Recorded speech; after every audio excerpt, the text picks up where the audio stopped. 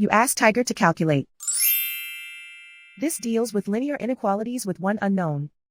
The final result is p equal or smaller than -2/3. Let's solve it step by step.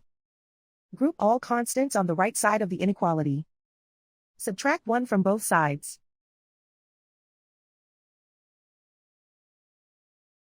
Simplify the arithmetic.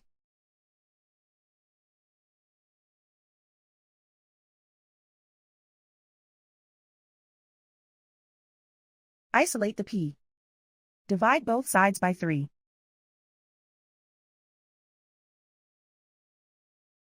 Simplify the fraction.